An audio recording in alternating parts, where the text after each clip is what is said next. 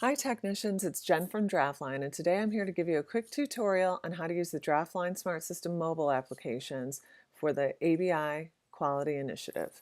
So what you see here before you is a route, and each technician, once their service center is uploaded, the technician profile is created, they will see this when they log into their mobile application. Of course, it will be trips that actually exist on the route. These are my test trips, and you will input your login credentials with your password. That will take you to your route. You will obtain that information in the startup meeting with me, and it will be on your startup paperwork. So definitely make sure that you have a copy of that from your supervisors. So once you input that email and password, you will be able to see your trips for the day. We would like you to move through the next 2 weeks, starting with the by date button, and look at each day and make sure it lines up with your expectation.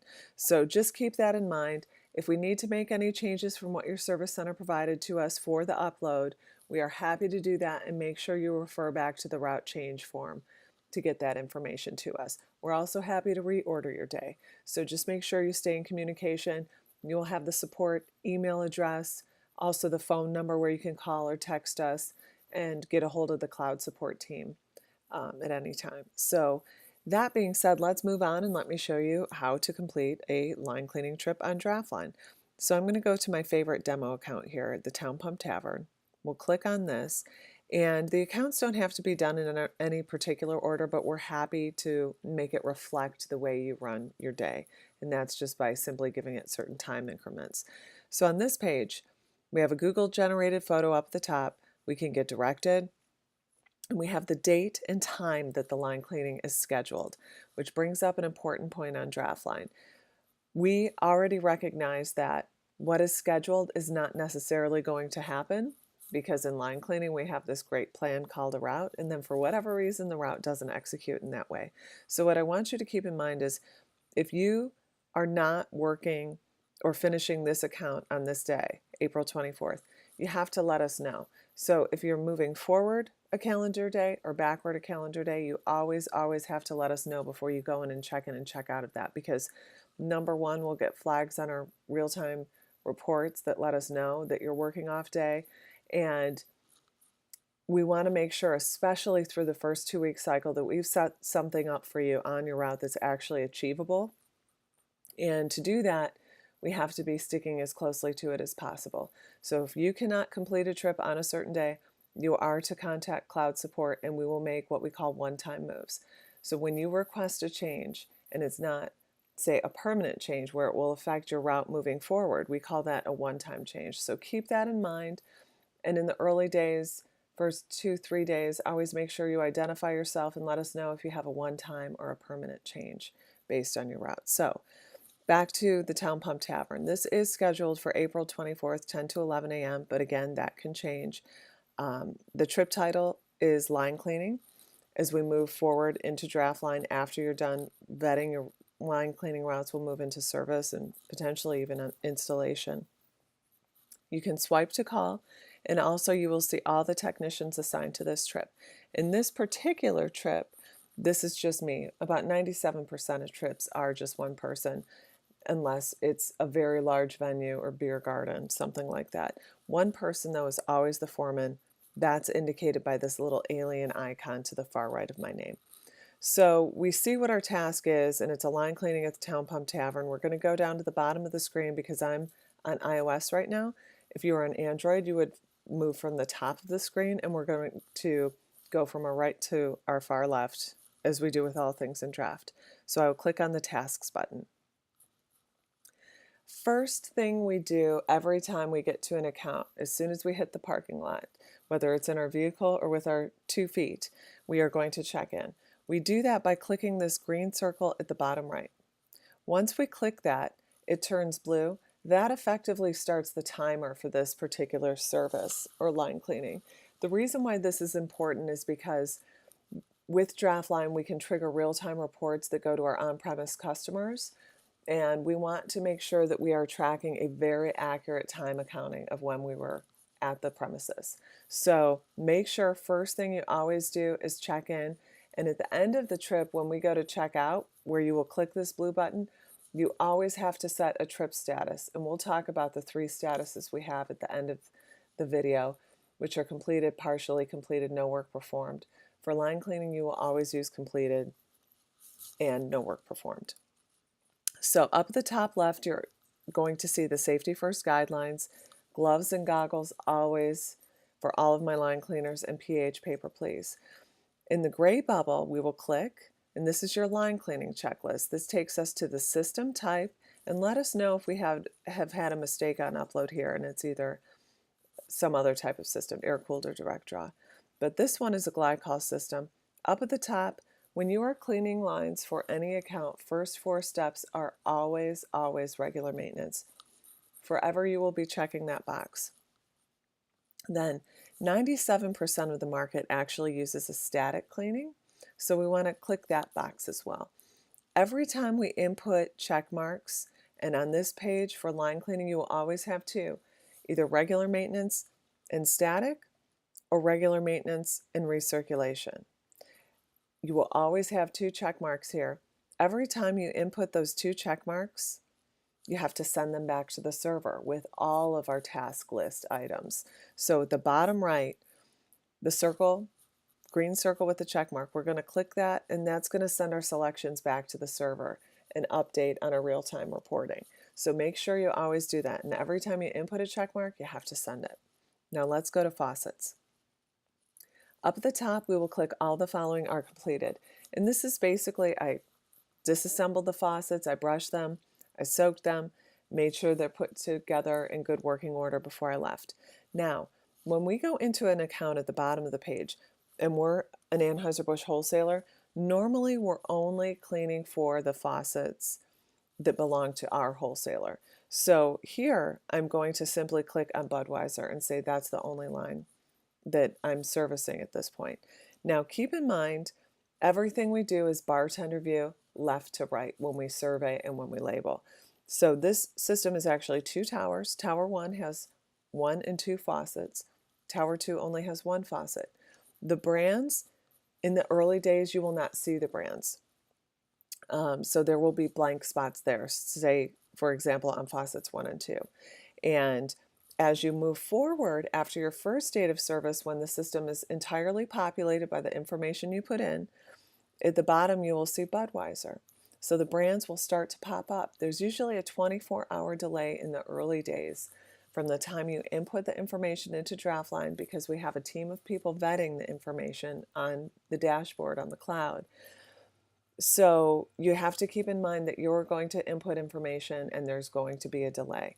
That's because we have to make sure everything's correct and we've assigned the correct relationships between the brands and the distributors. So for, again, verifying that you're servicing the correct faucet on each tower, it's bartender view left to right. Say, for instance, this faucet is Stella. We would, again, approve that, especially if it belongs to your distributorship. So bartender view left to right in all things. This page is simply verifying the number, the numeric value of the faucet that you are servicing, and it lets us know that you did something for that faucet while you're there. So at the bottom right, to send those check marks back, we've got to click the green circle with the check mark. That is going to take us again back to our tasks page. The majority of your maneuvering is going to happen from this tasks page. Keep that in mind. So we want to make sure you're familiar with the name task page if we ever have to talk to you on the cloud support. Now, in the middle is a section called Notes.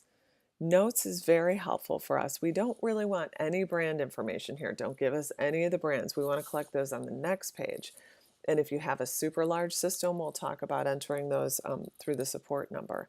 But here, this is a great place to notate when you have been refused to do the service. So say you show up ready to do your job, and for whatever reason, the customer turns you away. Too busy for lunch, no gas, no beer, no cooler keys, whatever it is. So here I will say, too busy.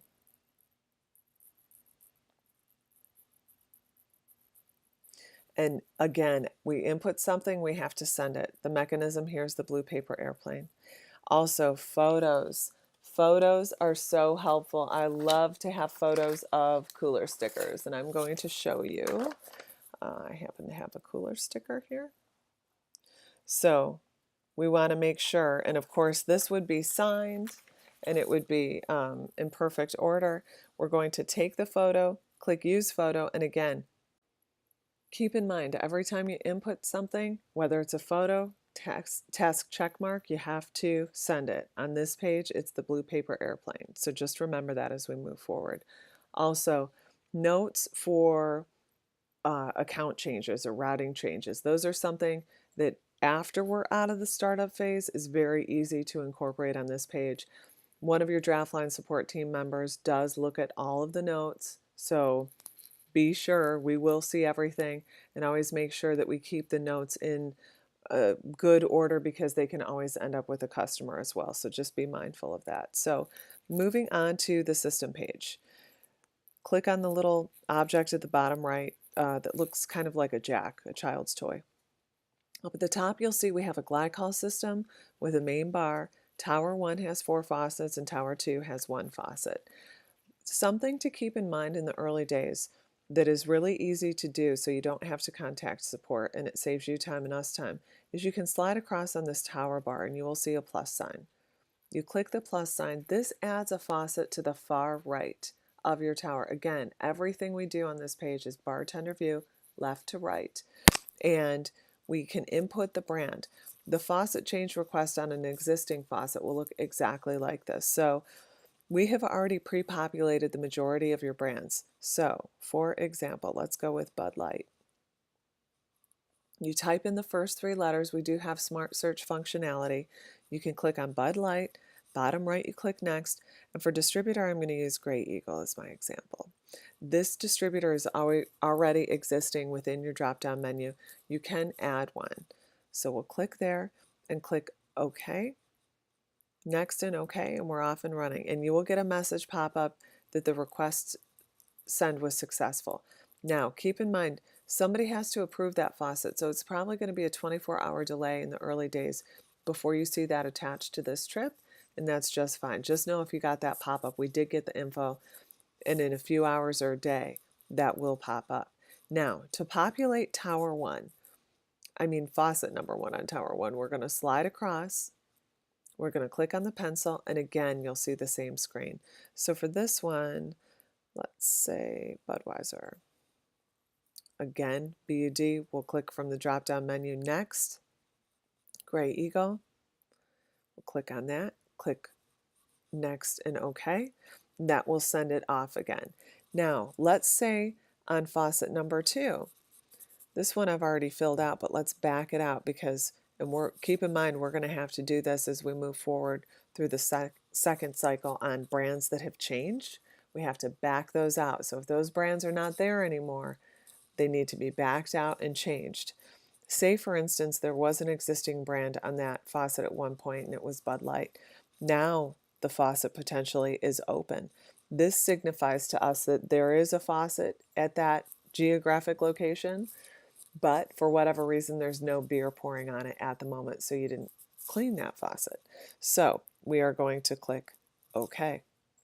Again, that will send 24-hour delay.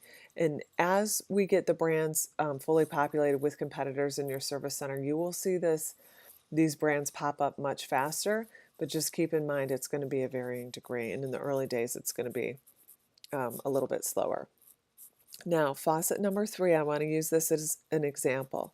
Say we have a brand that we've never seen before, and we will call this one Crazy Clown. There probably is one called that. And we don't know who the distributor is. Next, we will put independent. This means that we can tell what the brand name is, but we don't know what the distributor is. Once we put it into the independent category, it kicks it to a queue, so we can go back to the managers at your distributorship or service center to figure out who that beer belongs to.